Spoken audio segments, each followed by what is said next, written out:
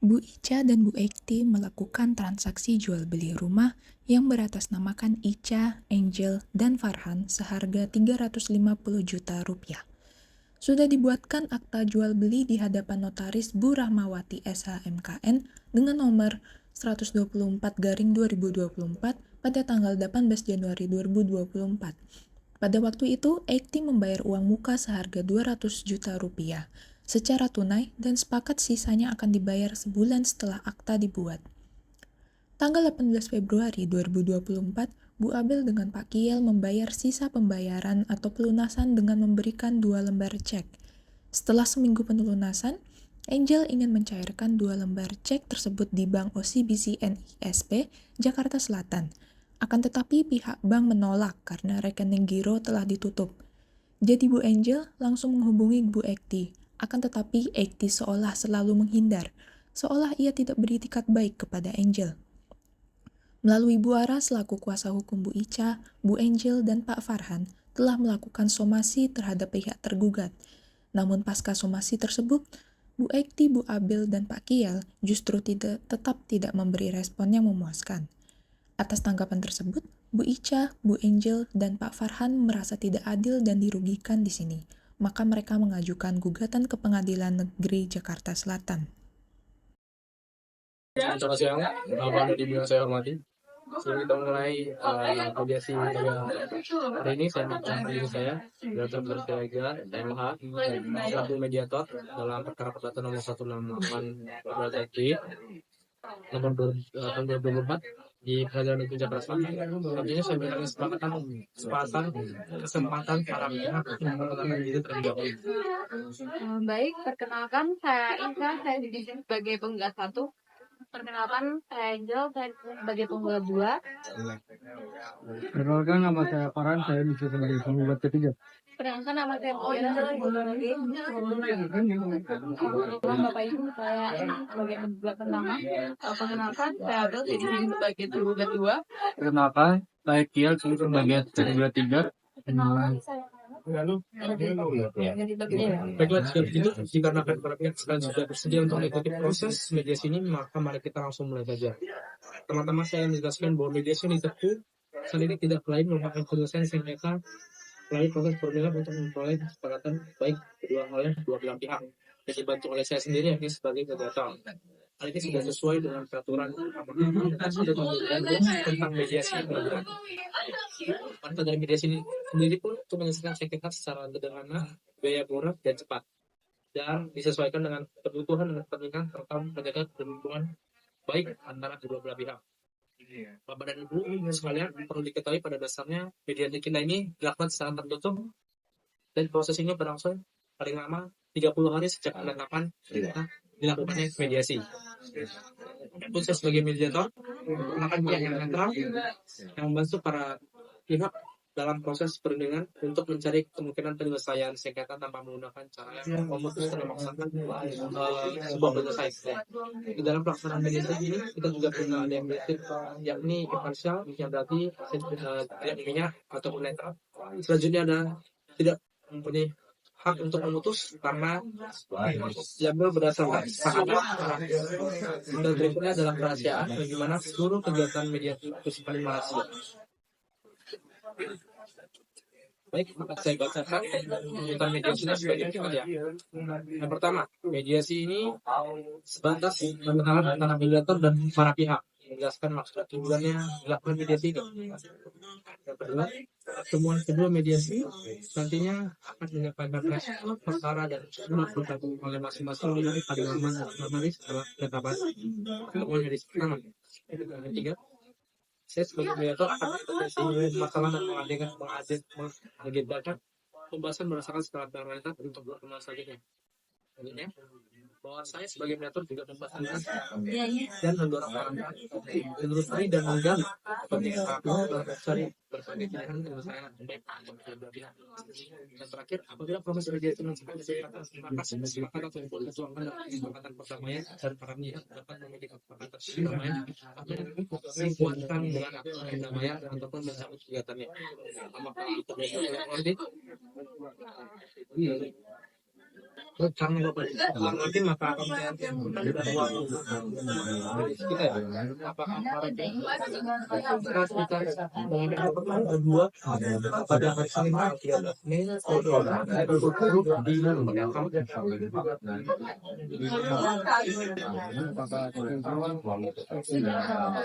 dari pihak polisi gitu ya. Tujuh, Pak. Baik. Pertemuan kedua Malaysia akan dilaksanakan penyampaian semua perkara dan usulan perdamaian para pihak. Kedua kuasa hukum bisa membantu terkait pembenaran semua perkara dan mendorong para pihak untuk berlanjut dalam proses mediasi ini. Untuk pertanyaan bacakan terkait proses mediasi ini, para pihak diharapkan baik itu mediasi sesuai dengan. Misalnya kan saya baca tertutup yang pertama, para pihak diharapkan beringat baik, hadir dan mengikuti jadwal mediasi sesuai saya tentukan. Sebenarnya para pihak harus berbicara secara bergantian setelah dibicarakan oleh mediator. Yang ketiga, para pihak tidak boleh saling memotong pembicaraan. Selanjutnya, para pihak tidak saling menyerang baik secara kata-kata maupun fisik. Yang kelima, tidak merokok. Selanjutnya, diperkenalkan ataupun diperhitungkan menggunakan HP perlunya agar kegiatan mediasi kita dapat berlanjut dengan lancar. Selanjutnya, untuk tidak menangkap saran dari kegiatan mediasi kita dari apakah para pihak mengerti? Yang kedua, saya kira sudah cukup hari ini. Terima kasih untuk kedua belah pihak sudah hadir. Saya harap kepada kedua belah pihak tetap hadir dalam proses mediasi yang kedua di hari Senin pada tanggal 3 Mei 2024 pukul 10 di waktu yang sama. Terima kasih telah hadir untuk pihak penggugat maupun tergugat. Saya akan membuka mediasi kita pada hari ini. Kenalkan saya Walter Spreger. Kembali lagi saya menjadi mediator untuk kedua belah pihak. Mungkin untuk pihak penggugat bisa menjelaskan bagaimana kasus ini dimulai ataupun duduk perkaranya. Mungkin bisa dimulai dari saya dulu. Jadi setelah seminggu pelunasan, saya cairkan 2 lembar cek tersebut di Bank OCBC NISP Jaksel. Akan tetapi pihak bank mengatakan ditolak karena rekening giro tersebut sudah ditutup. Jadi saya langsung menghubungi Ibu Ekti, akan tetapi Ibu Ekti soal-soal menghindar dan tidak mempunyai etikat baik kepada saya. Dan setelah Bu Ekti bisa ditemui, ia mengatakan tidak benar dan rekening tabungan giro tersebut atas nama Ibu Ekti itu masih aktif. Jadi karena saya merasa tidak adil dan dirugikan, maka di sini saya mengajukan gugatan. Baik, kalau boleh tahu objek dari transaksi antara pihak penggugat dengan pihak tergugat itu apa ya? Jadi objeknya itu adalah rumah milik saya sendiri yang terletak di Kelurahan Srengseng, Kecamatan Jagakarsa, Kota Jakarta Selatan dengan sertifikat hak milik nomor 2233 dengan luas 265 meter persegi, Pak. Oke, jadi bisa saya simpulkan bahwa pihak penggugat ini khususnya Bu Ica dengan yang bermasalah dengan Bu Eti ini melakukan perjanjian pengingatan jual beli jual beli rumah ya, yang dimana terbukti atas fotokopi akta yang saya terima terkait rumah yang di kelurahan Srengseng tersebut ya. Terus kemudian selanjutnya dilakukan dengan tahap pembayaran yang dilakukan 2 kali, yaitu uang muka sebesar 2 juta yang pertama, dan yang keduanya sebesar 85 juta dan 65 juta tapi dalam bentuk cek ya. Tapi saat ingin dicairkan cek tersebut tidak bisa, gimana dinyatakan tabungan giro itu sudah cukup gitu. Ya, benar. Saya izin menambahkan, Pak, adapun pihak kami selaku penggugat harus menunggu lebih dari 1 bulan untuk mendapatkan respon terkait permasalahan ini. Itu pun harus kami melayangkan somasi terlebih dahulu kepada pihak penggugat karena tidak ada jawaban. Mereka terkesan seperti menghindari kami, Pak. Dengan respon seperti itu, kami merasa ditipu karena dari pihak penggugat tidak ada etikat baik untuk menyelesaikan transaksi jual beli. Lalu solusi untuk penggugat apa yang diminta dari sini? Seperti yang saya katakan ya, pihak kami ini dirugikan terus tidak adil karena ya transaksi jual beli tersebut jatuhnya tidak sah karena kan si ceknya itu enggak kosong gitu, tidak bisa ditarik gitu. Terus sedangkan ya surat milik tersebut kan sudah diserahkan, terus pihak Bu Ekti juga sedang proses untuk penggantian nama. Jadi ya pihak kami keberatan, sangat tidak adil. Jadi ya pihak kami ya layangkan somasi ini gitu. Benar begitu ya Bu Ica ya? Benar, Pak. Baiklah, selanjutnya akan saya persilakan untuk Bu Eki khususnya para tergugat untuk menyampaikan permasalahannya dari sudut pandang pihak tergugat. Baik, terima kasih Pak untuk kesepakatannya. Memang benar saya melakukan transaksi dengan partner saya yaitu Ibu Ica, dan benar bahwa telah dibuatkan akta jual beli seperti yang dikatakan oleh Bu Ica tadi, yaitu di hadapan notaris yaitu Bu Rahmawati SHMKN dengan nomor 124/2020 pada tanggal 12 Juni 2020. Saya telah membayar uang muka sebesar 200 juta itu secara tunai Pak. Saya membayar sisanya dengan partner saya dengan memberikan 2 lembar cek seperti yang telah disampaikan oleh Bapak Ibu penggugat tadi. Baik, terima kasih. Mungkin bisa dibacakan terkait 2 lembar cek tersebut. Jadi Pak, ceknya itu dengan nomor XP 279269 tanggal 18 Februari 2024 di Bank BCA sejumlah 85 juta rupiah dan juga nomor cek XP 279251 tanggal 18 Januari 2024 di Bank BCA sejumlah 65 juta rupiah, dan kedua cek tersebut atas nama Ibu Ekti. Baik Pak, izin memberikan fotokopi akta jual beli dan kwitansi lunas yang isinya nominal cek tersebut. Mungkin bisa saya lihat dulu ya. Jadi begini Pak, bukan dari pihak kami tidak memiliki itikat baik kepada Bu Ica dengan tidak membayar sisa pembayaran tersebut. Saya yang memiliki tabungan giro tersebut bisa membuktikan bahwa tabungan giro saya masih aktif Pak, bisa dilihat. Oke, lalu mengapa ada pernyataan dari pihak bank yang menyatakan bahwasanya tabungan giro milik Pak Kiel ditutup? Jadi gini Pak, setelah saya cek kembali, ternyata kesalahan saya dalam pembuatan dan nama dalam pembuatan cek tersebut. Ada kekeliruannya Pak, sehingga cek tersebut tidak dapat dicairkan. Baik, kalau begitu bisa saya simpulkan bahwa Ibu Ica maupun Ibu Angel, pihak tergugat maupun penggugat, telah terjadi transaksi dengan Bu Eti. Hal ini dibuktikan dari akta jual beli yang sama dengan yang dimiliki oleh Bu Ica, dan surat hak miliknya juga merupakan objek tersebut ya, yang dimana Bu Eti telah membayar uang muka sebesar 200 juta rupiah secara cash dan membayar sisanya secara terpisah, yakni secara melalui cek. Yakni yang pertama pada tanggal 18 Agustus dibutuhkan dari kwitansi pembayaran dan nominal cek yang sama ya. Kemudian bahwa Ibu Abel dan Pak Kiel mengakui adanya kekeliruan terhadap cek tersebut, jadi ceknya nggak bisa dicairkan, begitu ya? Benar Pak. Lalu solusinya dari pihak tergugat khususnya Bu Eti, apa yang ingin dari mediasi ini?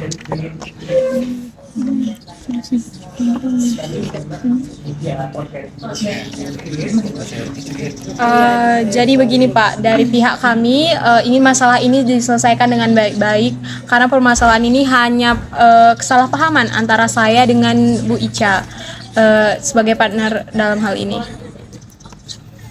Bahwa saya dan partner saya mengakui kesalahan dan meminta maaf kepada Bu Ica, Pak Bu Angel dan Pak Farhan, dan kami akan membayar sisa pembayaran tersebut secepatnya. Akan tetapi karena kekeliruan ini, saya mohon kepada Ibu Ica untuk memberikan waktu selama 7 hari untuk membayar sisa pembayaran tersebut. Bagaimana untuk Bu Ica? Apakah bersedia selama 7 hari memberi kesempatan untuk pihak tergugat untuk membayar sisa pembayarannya? Baik, karena Ibu Ekti, Ibu Abel dan Akil dengan tulus meminta maaf dan akan membayar hutangnya, maka saya akan memaafkan dan saya setuju untuk memberikan batas waktu selama 7 hari. Baiklah, saya rasa saya sudah menemukan kesepakatan yang terjadi antara kedua belah pihak. Tapi sebelumnya saya akan membacakan kesepakatan yang telah disepakati bersama ya. Yang pertama, bahwa pihak penggugat telah menyetujui perdamaian dengan pihak tergugat pertama dan kedua.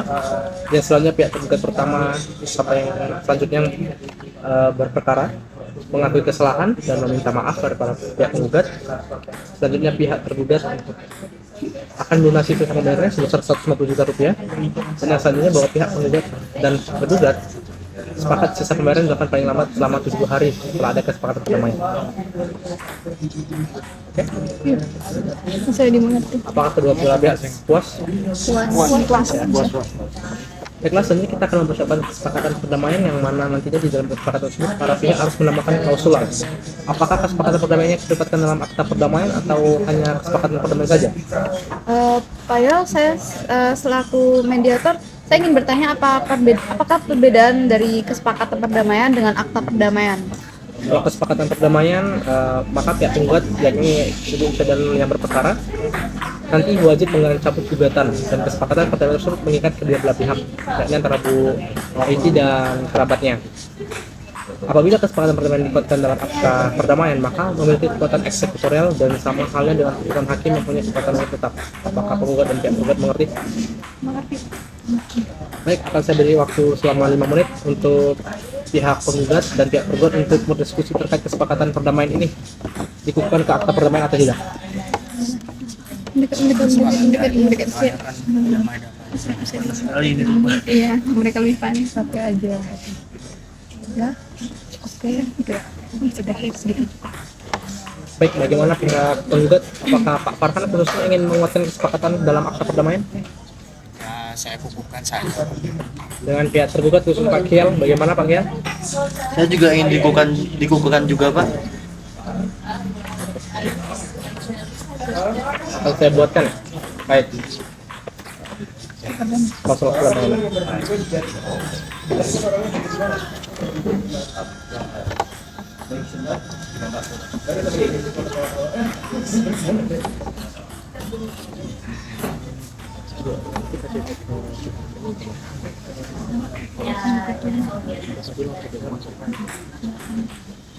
Silakan untuk pihak penggugat.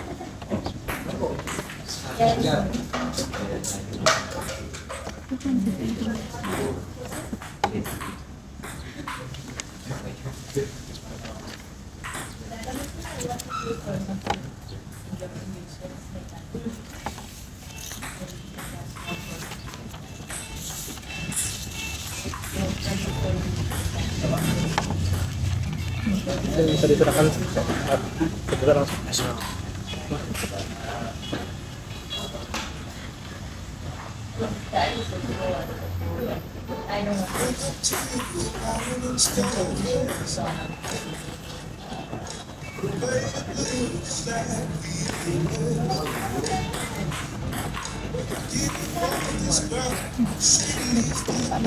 Oke, terima kasih.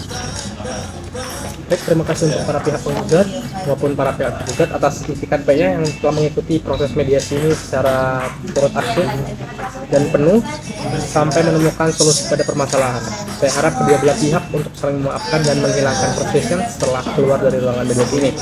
Saya selaku mediator meminta maaf apabila saya melakukan kesalahan, kekurangan maupun salah kata.